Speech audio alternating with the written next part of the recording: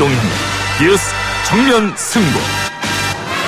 이동형의 뉴스 정면 승부.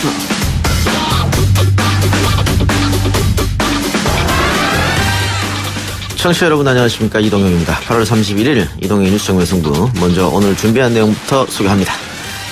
사회정의 구현에 기여해온 검사 출신 법조인으로서 국정원 개혁을 뚝심 있게 추진할 적임자다. 이석수 변호사를 국정원 기획조정실장으로 임명한 데 대한 청와대 김의겸 대변인의 설명이었는데요. 검찰 출신 민주평화당 김경진 의원은 참 잘된 인사다, 이렇게 평가했습니다. 1부에서 더 많은 이야기 나눠보도록 합니다. 헌법재판소가 오늘로 창설 30주년을 맞았습니다. 문재인 대통령은 국민의 기본권에 대해서는 더 철저해야 하고 국가기관의 불법적 행위에 대해서는 더 단호해야 한다, 이렇게 말했죠. 마침 어제 헌재가 양승태 대법원 시절 과거사 판결의 근거가 된 관련법에 대한 위헌 결정을 내리기도 했습니다. 이 내용을 비롯해서 서초구청 공무원으로 밝혀진 일명 일베 박하스남 사건까지 2부 최강 변기 시간을 다뤄보고요. 3부에서는 저출산 예산 대책 관련 이야기 해봅니다. 이현경 위키트리 방송위원, 장하나 정치하는 엄마들 공동대표 출연합니다.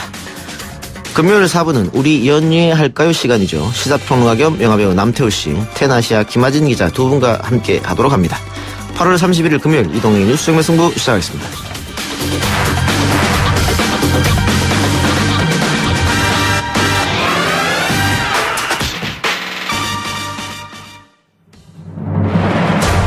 이 작가는 독하다. 이 작가는 거칠다. 이 작가는 솔직하다. 이 작가는 눈치가 없다. 그는 할 말은 한다. 할 말은 한다. 정치 오타쿠 이 작가의 독설. 뉴스 정면 승부.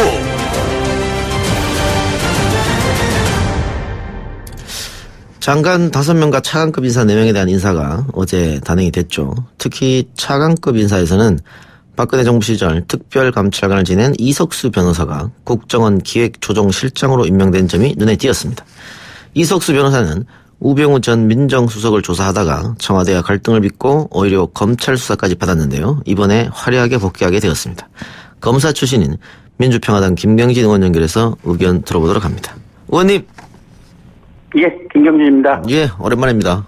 네, 오랜만입니다. 예. 자, 우선 이번에 개각에 대해서 좀 얘기해보죠. 장관 5명, 차관급 4명, 뭐 중폭 개각이라고도 할 수 있겠는데, 네. 문재인 정부 들어서 두 번째 인사라고도 할 수 있지 않습니까? 네. 청와대는 이번 개각의 의미를 심기 일정과 체감 이렇게 설명했는데 어떻게 평가하십니까? 이제 청와대 표현이 이제 뭐 비교적 진실에 맞는 것 같고요. 예. 어쨌든 장관들 중에서는 국회에서도 그렇고 또 언론이라든지 국민들이 보기에도 그렇고 여러 가지 문제점들이 좀 정책 수행 과정에서 노출된 분들이 좀 계셨거든요. 예.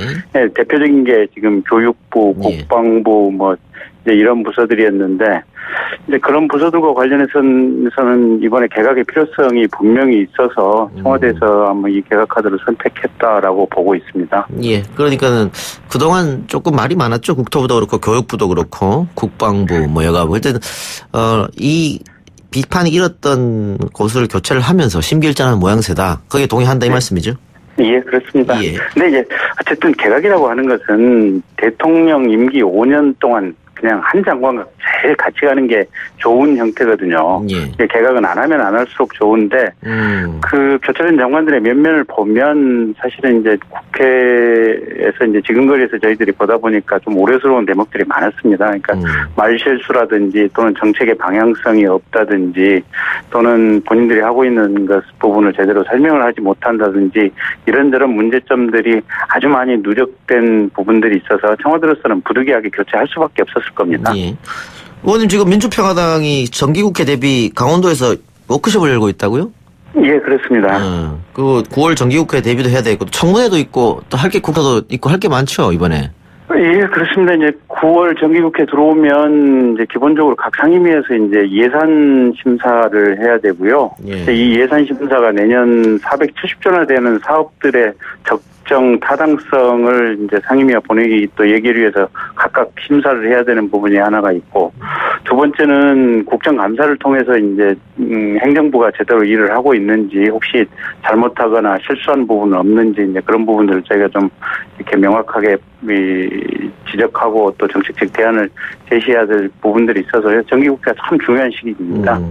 개각 이야기했었는데 청와대가 네. 개각 전에 뭐 협치 내각 이런 얘기를 했었습니다. 그러다가 무산됐는데 지금 뭐 추후 개각에서 다시 한번 검토해 볼 수 있다 이런 얘기도 했거든요. 민주평화당은 여기에 대해서는 어떤 입장을 갖고 계십니까? 글쎄 뭐 대부분 정당이 협치 내각을 꾸리는 것이 좋다라고 이제 청와대의 기본적인 입장에는 동의를 하는데요. 다만 이제 그 부분과 관련해서 청와대 쪽에서 좀 지속적이고 이제 긴 어떤 시간적인 여유를 두고 이 협치의 정신으로 이 협치 내각 구성과 관련된 협의를 좀 해주셨으면 좋겠어요. 짧은 시간 내에 단기간 내에 뭐 어떻게 하겠다라고 이제 이렇게 던져버리면 사실은 이게 협의가 쉽지 않지 않습니까? 그리고 일부 같은 경우는 또 이제 그렇게 협의하고 있었던 또는 중간에 오고 가고 있었던 내용이 외부로 알려지면서 또 이제 야당 입장에서는 조금 불편한 상황들이 생기다 보니까 그래서 이게 협치 내각을 꾸려야 되는 이 이상과 목표 당위성은 지극히 맞는데 다만 좀 조심해서 또 야당에 대한 예의를 갖추면서 시간적인 여유를 가지고 좀 했으면 좋겠다라는 바람입니다. 협치 내각 자체에 대해서는 반대 안 한다는 입장이시죠? 예, 그렇습니다. 그 청와대가 협치 내각이라고 말 일단 던져놓고 약간 여론의 눈치나 야당의 눈치를 보는 거 아닌가 이런 시각도 있거든요. 그렇게 보일 수 있는 면도 조금 있었죠. 예, 알겠습니다. 네. 예, 이번에 뭐 경제팀을 그대로 유임한 거는 소득주도 성장은 밀고 나가겠다 이런 의지로 보이는데 지금 보수 야당에서는 이 소득주도 성장에 대해서 실패를 자인하고 폐기해라 이렇게 주장하고 있거든요.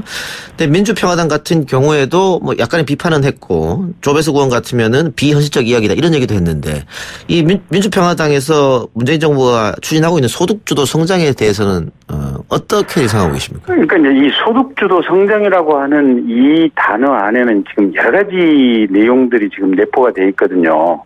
첫째, 재벌 개혁을 하자. 그 부분에 대해서는 아마 대체로 반대할 정당은 없을 겁니다. 예.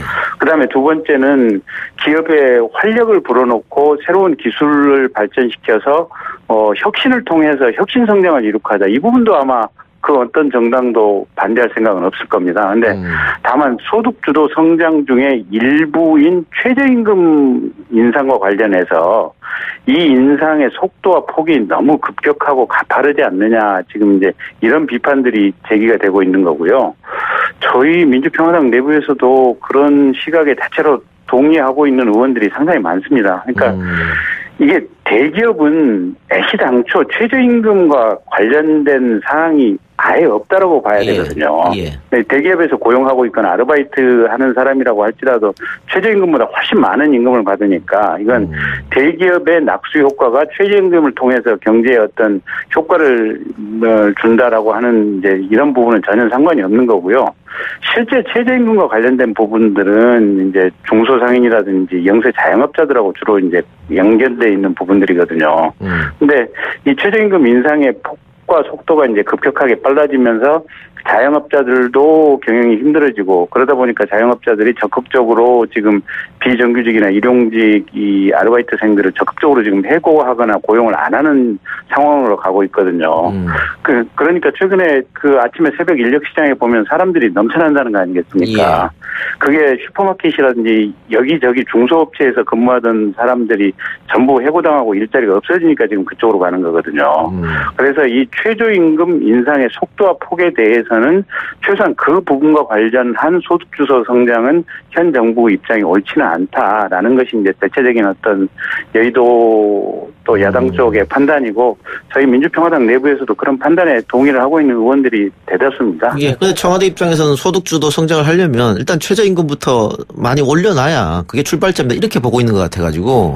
그러니까 그 최저임금이 결국은 이제 영세, 중소, 자영업자들하고 연결이 돼 있다 보니까 그분들 역시 어떻게 보면 사업장 규모가 적고 조그맣고 이제 경제적인 어떤 곤란을 쉽게 겪는 거죠. 그래서 이제 그 부분과 관련된 청와대 판단은 좀 틀린 것이 것이 아닌가 싶습니다.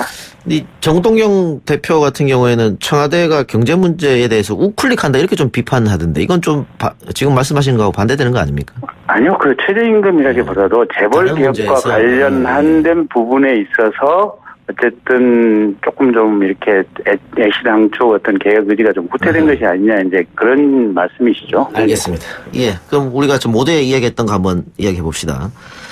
자, 청와대가 사회정의 구현에 기여해온 검사 출신 법조인으로서 국정원 개혁을 뚝심 있게 추진할 책임자다 이렇게 얘기를 했었는데 지금 의원님도 여기에는 환영한다고 말씀을 하셨어요. 어떤 의미죠?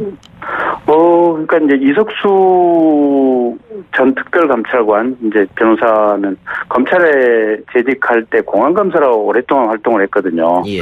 근데 이제 이 공안검사의 이 핵심 유관기관이 사실은 국가정보원입니다.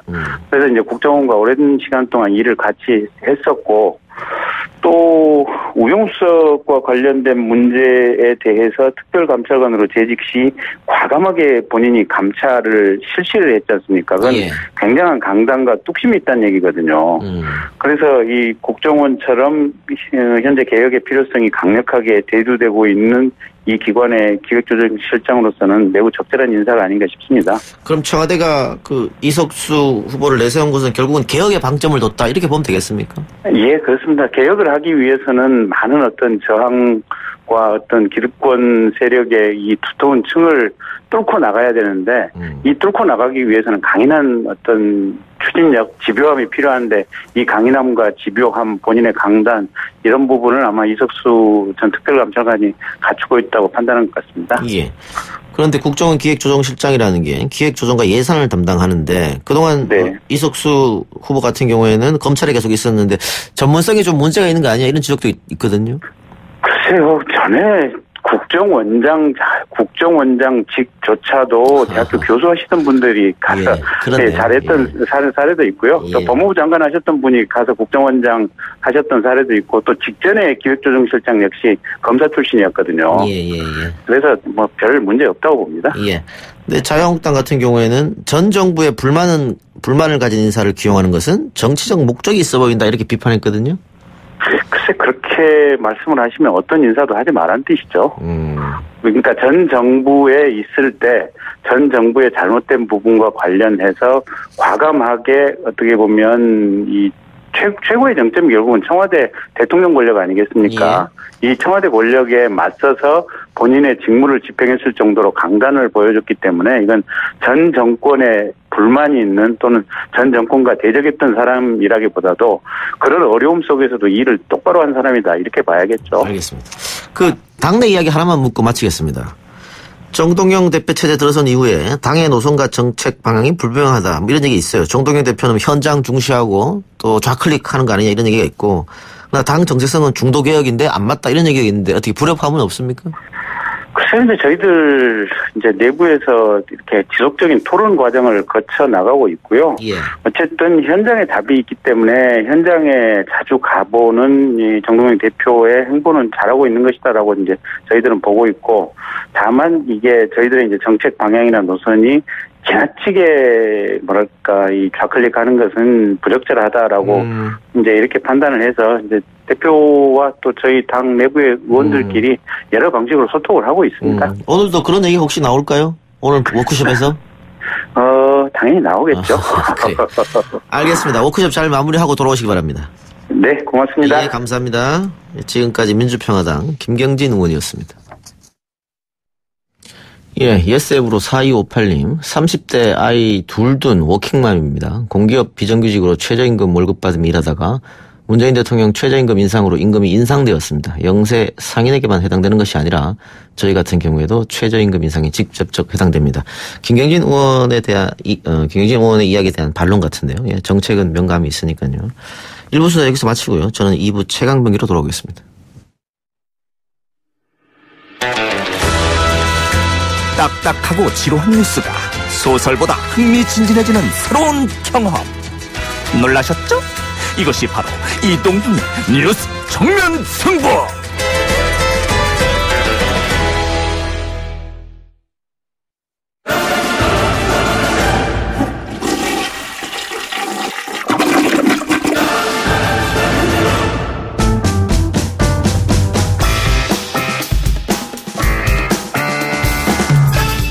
2부 최강병기 코너 시작하겠습니다. 오늘은 백주선 변호사, 아시아경제 장영진 기자 나왔습니다. 어서 오십시오. 안녕하십니까. 장 기자님, 네. 오늘 문재인 대통령이 헌법재판소 창립 30주년 기념식에 참석했다고 해요. 네, 그렇습니다. 88년에 헌법재판소가 만들어졌으니까 딱 30년이 되네요. 네, 딱 30년입니다. 사실 헌법재판소는 우리 87년 헌법의 가장 성공작 중에 하나라고 얘기를 해요. 그래서 유럽을 벗어난 헌법재판소가 성공한 거의 유일한 사례가 대한민국 헌법재판소라고 하고요. 그래서 세계적으로 우리나라 헌법재판소에 대한 기대도 크고 많은 인식도 많이 좋아졌습니다. 아마 오늘 문재인 대통령도 그 점을 많이 좀 강조했던 것 같아요. 축사를 통해서 국민의 기본권에 대해서는 더욱더 철저해야 하며 국가기관의 불법 행위에 대해서는 더 단호해야 할 것이다 라고 얘기를 했습니다. 그리고 헌법재판소는 우리 국민이 가장 신뢰하는 국가기관이다라고 하면서 이 정치적 중립을 지키며 독립된 판단 기준을 가지고 오직 국민을 위해 헌법 가치를 실현할 것이라는 믿음이 그만큼 크다라고 얘기했습니다.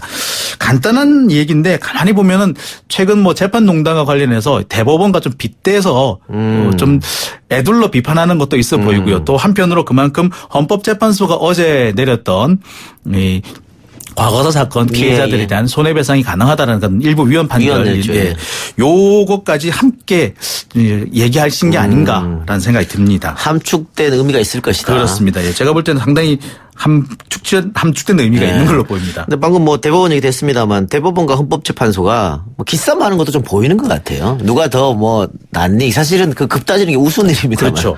사실 엄밀하게 말하자면 헌법재판소나 대법원 모두 사법부 최고 법원임에 분명합니다. 그리고 어느 쪽이 더 우위에 있다라고는 사실 하지 않습니다. 그런데 다만 헌법재판소 구성과 관련해서 대법원장이 일정한 권한을 가지고 있거든요. 그렇기 때문에 헌법재판소보다는 대법원이 다소 우위에 있지 않느냐라는 평가는 있었습니다.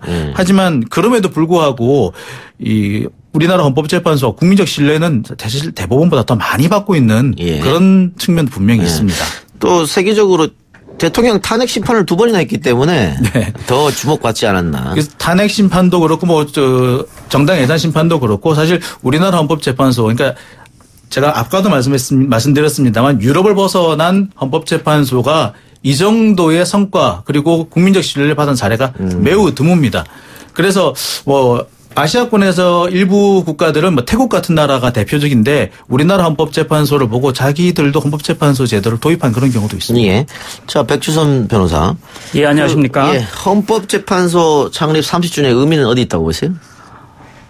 대단한 의미가 있죠. 어떤 것이든 한 세대를 거친다는 것은, 모든 과정을 다, 즉, 탄생에서부터 발전하고 그리고 새로운 과제를 도출하는 그런 시간이라고 볼 수 있거든요. 그래서 그런 면은 참 큰 의미가 있고, 그리고 특히나 헌법재판소가 1987년 6월 항쟁의 성과로서 도입된 제도이고, 그리고 우리나라의 어떤 법제도의 측면에서 보자면, 어떤 것이 헌법에 반하고 반하지 않는 것에 대해서 아주 세세하게 그리고 구체적으로 다양한 쟁점들에 대해서 다뤘기 때문에 그런 면에서 상당히 큰 의미가 있고 세계사적인 의미까지도 있다 이렇게 말씀드릴 수 있습니다.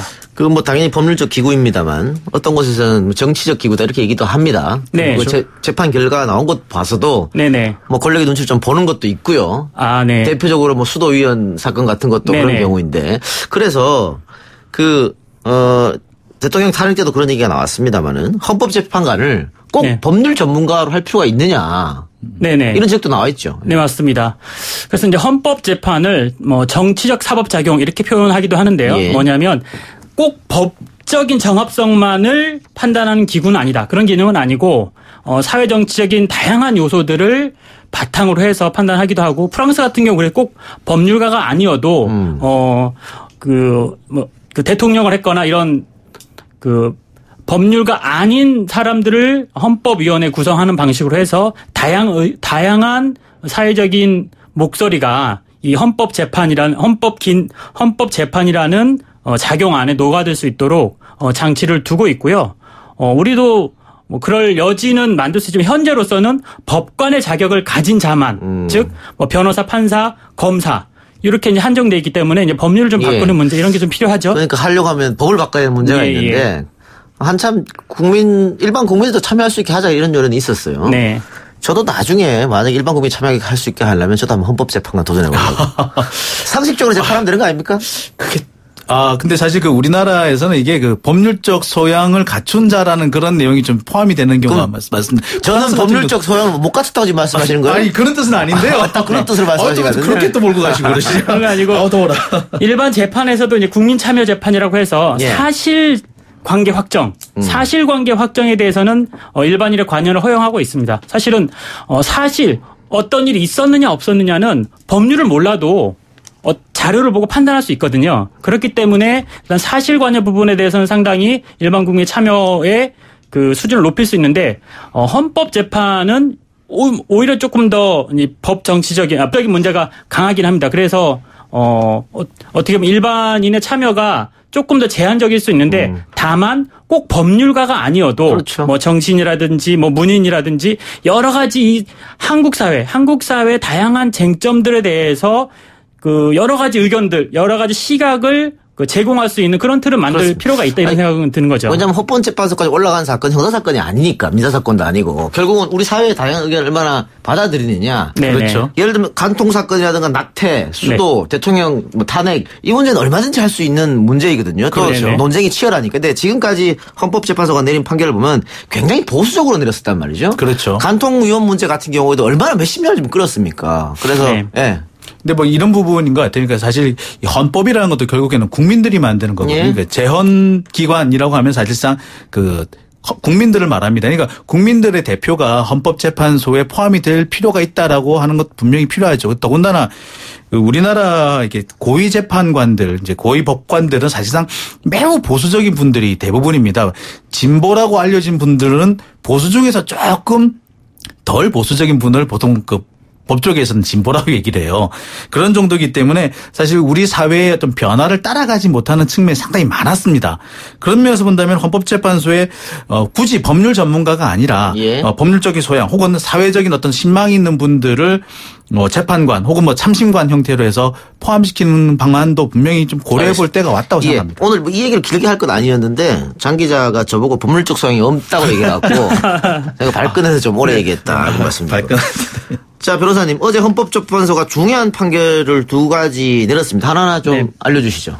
2가지는 아니고 한 8가지 정도가 되는데요. 네. 그 중에 2가지만 말씀해 주세요. 일단은 그 과거사 사건에 대해서 소멸시효를 기계적으로 적용하는 거 이거 좀 헌법에 맞지 않는다라는 것이고요. 그다음에 손해배상의 범위에서 즉 위자료까지도 재차 청구하지 못하게 하는 것, 즉 재판상 화해가 된 걸로 봐서 위자료도 청구하지 못하게 하는 것 이것도 헌법에는 반한다 이렇게 봤고 그리고 다만 긴급 조치에 관련한 대법원의 판결 이것은 헌법재판소법에서 판단하지 못하게 돼 있는 법원의 재판을 대상으로 하는 것이어서 이거는 각하다. 즉 헌법재판소가 판단할 수 없는 사안이다. 이렇게 이제 판단한 것들이 있습니다. 그러니까 크게 보면은 이 국가폭력에 의한 것은 소멸시효를 둬서는 안 된다. 뭐 이 이야기지 않습니까? 그 양승태 대법관 시절에 3년을 6개월로 줄였나요? 예. 이게 사실 이게 그 소멸시효라는 것이 그 원래는 10년입니다. 10년인데 우리나라 이제 그 이전 양승태 대법원장 앞에 있었던 이용훈 대법원장 시절에는 그 국가폭력 그러니까 국가가 그 불법적인 공권력 발동으로 인해서 국민의 생명이나 신체 심각한 침해를 끼친 반인륜적 사건에 대해서는 소멸시효를 국가가 요구할 수 주장할 수 없다라는 판결을 내렸었어요. 근데 여기서 소멸시효가 적용할 수 없다는 얘기는 모든 소멸시효에 다 포함이 되는 얘기인데 양승태 대법원 시절에 이 부분에 대해서 수정을 가해버린 거죠. 그래서 3년, 5년, 심지어 6개월까지 들었던 겁니다. 이 부분에 대해서 헌법재판소가 다시 한번 옛날 이용훈 대법원장 시절에 내렸던 판례로 돌아간 거죠. 뭐 이거는 유엔 권고사항이기도 하니까요. 그렇습니다. 조금 정정할 부분이 있습니다. 그 소멸시효는 10년의 소멸시효가 걸리는 경우가 있고 뭐 5년, 3년, 뭐 6개월 이렇게 다양한데 불법행위에 기한 손해배상 청구권의 소멸시효는 어떻게 되는 거냐. 그 행위가 있은 날로부터 10년 안에 행사하지 않으면 소멸하고 그 행위를 안 날로부터 3년 안에 행사하지 않으면 소멸하는데 2개 중에 어떤 거는 빨리 지나간 걸 기준으로 해서 소멸시효 완성 여부를 따지는데 즉 내가 그 불법 행위가 있는지 알게 된 지 3년은 지나지 않았더라도 이미 그 행위가 있은 날로부터 10년이 지났으면 즉 그 행위가 있은 날로부터 10년은 지났고 내가 안 날로부터는 2년 6개월밖에 지나지 않았다 하더라도 소멸시효는 완성된 걸로 본다는 겁니다. 그게 잘못된 거죠. 특히 국가폭력에 의해서는 그렇습니다. 이제 일반론으로서의 소멸시효 제도의 어떤 정합성에 대해서는 헌법재판소도 인정을 했고 다만 상당히 심각한 국가폭력에 대해서도 이렇게 일률적으로 즉 그 행위가 있은 날로부터 10년이 지나면 무조건 소멸시효가 완성된다 이렇게 판단하면 그 행위가 있었는지 없었는지 알 수 없고 그 행위가 과연 불법 행위인 여부인지 알 수도 없는 국민들이 그렇죠. 자신의 그 손해배상청구권을 제대로 행사할 수 없기 때문에 그 10년이라는 것을 일률적으로 적용할 것은 아니고 다만 안날로부터 3년간 행사하도록 하는 것이 합리적이지 않겠느냐 이렇게 이제 봤던 거거든요. 그래서 그 행위 불법행위 있었던 날로부터 3년 이내거나 아니면 일정한 결정이 있을 때부터는 뭐 6개월 이렇게 해서 그 행위가 즉 불법행위가 있었는지 안날을 기준으로 해서 소멸시효 도가 여부를 판단하는 것이 헌법에 더 합치한다. 이렇게 이제 판단한 거죠. 예, 알겠습니다. 자, 다른 얘기 한번 해봅시다. 지금 우리가 앞에서 너무 헌법재판소 얘기를 오래 해가지고 할 얘기가 많은데 쑥쑥 지나갔어요.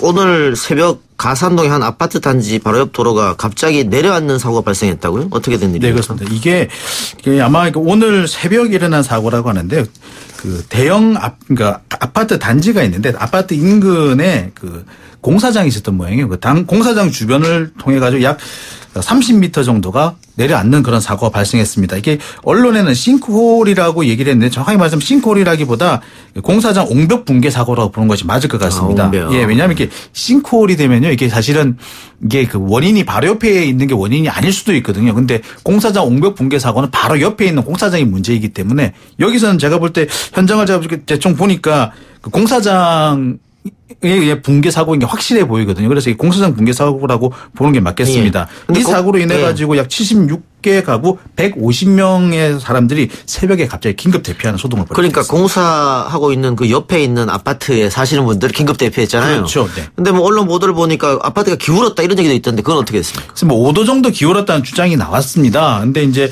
소방 전문가들하고 금천구청에서 직접 확인을 해보니까 그건 좀 아닌 모양이에요. 그러니까 5도 정도 기우면 육안으로 확인이 가능한데 육안으로 볼 수 있을 정도는 아니라고 해요. 근데 다만 그렇다고 해서 전혀 기울지 않았다고 보기는 어려워 보입니다. 그래서 지금 정밀 진단을 하고 있는 안전진단을 해야겠네요. 예, 안전진단을 해야 됩니다. 이게 안 하고 넘어갈 수는 없어요. 집안은 흔들리게 되면은 아무래도 건물에 영향을 줄 수밖에 없어요. 그럼 만일 안전진단을 해서 이 아파트는 더 이상 사용할 수 없다라고 판단이 되면 이거는 재산권을 침해할 수도 있는 거 아니겠습니까?